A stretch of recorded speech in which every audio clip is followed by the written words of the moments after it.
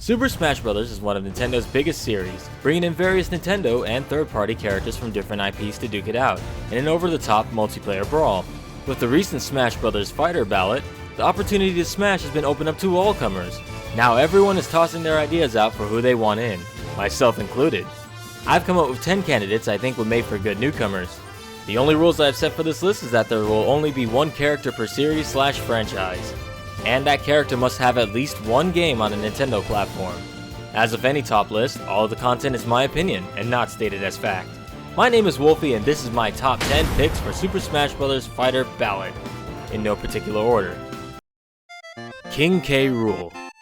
I think it's safe to say the Smash roster is predominantly filled up with heroes, some anti-heroes, and 3 villains. 4 if you consider Duck Hunt Doge and his trolling laugh. What I'm suggesting is a classic villain who has had a prominent role in the original Donkey Kong Country series. I'm speaking of course about King K. Rool.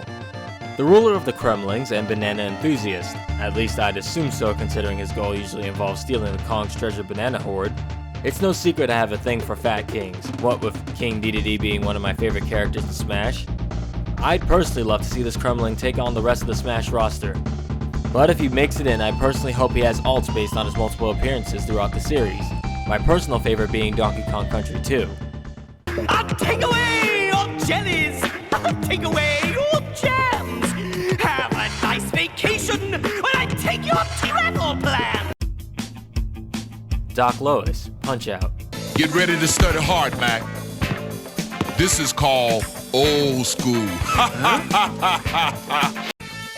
He invented the Star Punch. No, really, he did. Ex-heavyweight boxing champion and Little Mac's coach, Doc Lois takes my next pick. The Punch-Out series is full of great characters that represent their respective countries in their own quirky ways.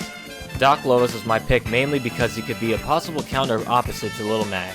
While Little Mac is fast and super powerful, Doc could be slower and heal himself with chocolate bars. His final smash could even involve stealing everyone's bike. No matter how he plays, he must have this outfit as his ult. No! Now you done it. You won't like Doc when he's angry.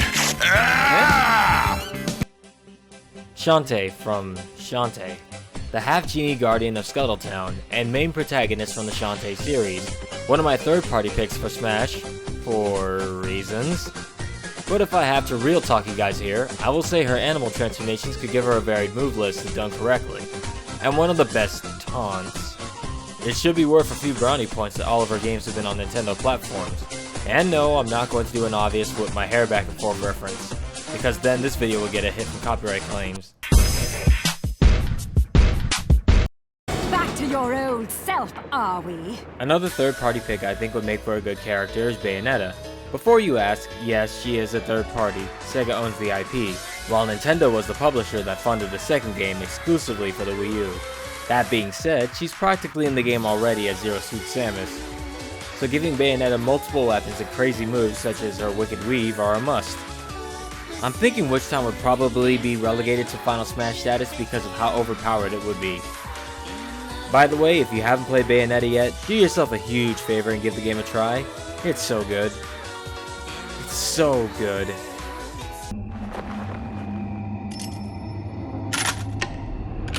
Don't fuck with a witch. This next one is a bit obvious, considering how big of a Sonic fan I am. Really, this pick could be any of the most popular Sonic characters, such as Tails, Shadow, Amy, or even Eggman. But I think this list needs a little muscle, from one who doesn't chuckle. Knuckles, the guardian of the Master Emerald, and depending on which canon you follow, infinite jump abuser and game breaker. With Knuckles' raw strength and glide abilities and earth-based attacks, I think he'd make for an excellent second Sonic rep. I believe Knuckles lends himself better to fighting game style. If you needed any more validation, just listen to his theme song. I was born by myself, I don't need a posse, I get it on by myself, adversaries get shelved.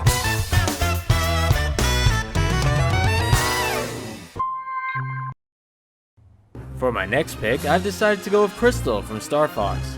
I feel she is a highly respected character in the Star Fox universe and brings something to the table Fox and Falco lack. Well, okay. I can't let you do that, Star Fox. No chance! Well, King, on a huge night here on Monday Night Raw, live from Milwaukee, Wisconsin. Okay, so obviously Wolf was gonna be my pick. Look at my name and tell me you didn't expect this. I would love to see Wolf return with a less clownish playstyle, possibly with more brute power and viciousness to his moves. I'm pretty sure his inclusion is a given, considering Lucas was recently confirmed, but just in case I'm putting him on the list. But seriously Nintendo, I wouldn't mind Crystal and her staff either. Just saying. What are you two thinking? I'm the only one who can come through in a fight like this. Now here's a classic mascot that has fallen into obscurity. Bomberman is one of those games that almost everyone has played in some form or another, since his games have been on almost every platform. As for the character himself, he boasts a lot of fun potential for a very projectile-based explosive zoning game. I'm thinking something along the lines of Duck Hunt Dog, but better. It also helps that Bomberman fits right in with all these quirky characters on the roster. Sadly, I don't see the little guy ever joining the fight since Hudson Soft was bought out by Konami, and we all know how they've been lately.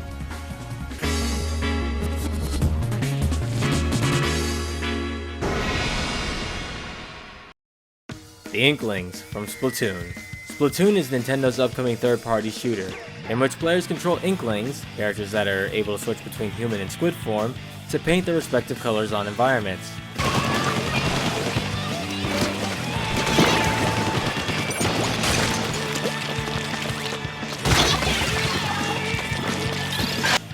Beyond using the ink itself as a weapon, they are able to quickly travel through it, so long as it's their own color.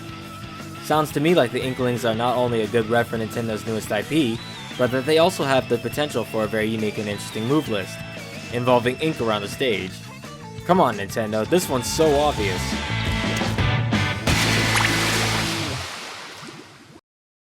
Wonder Red from the Wonderful 101.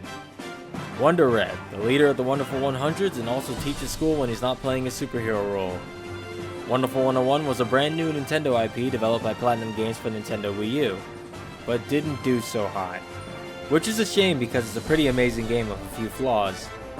What better way to pay the game some much due attention than by putting its flagship character in as a playable rep?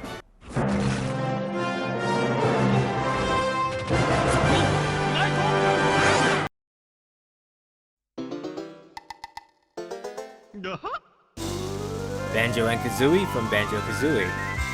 Finally last, but certainly not least, because the list is in no particular order, Banjo-Kazooie. Arguably one of the most requested characters for Smash, considering they are rather important mascots for Nintendo during the N64 era, before Microsoft got their greedy hands on them.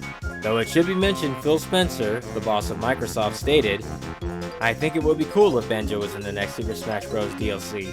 We've worked with Nintendo on rare IPs before, no issues. So perhaps the idea of the two making it into Smash is not so far-fetched. Only time will tell."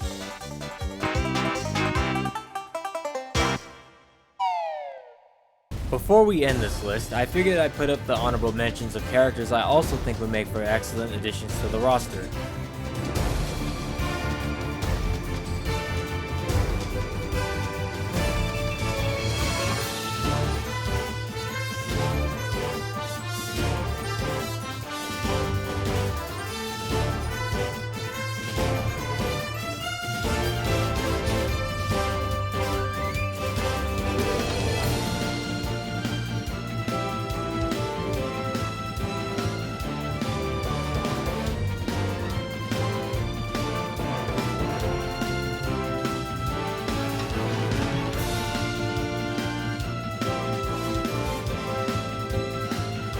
And that's my list. I appreciate you guys watching all the way to the end. Whether or not you agreed with my choices, I sincerely hope you enjoyed it. And hey, since I shared my list, why not list the characters you would like to see in the comments? Hit that like button and subscribe to the Werewolf if you haven't already for more videos, like this one. My name is Wolfie and I'll see you all next video.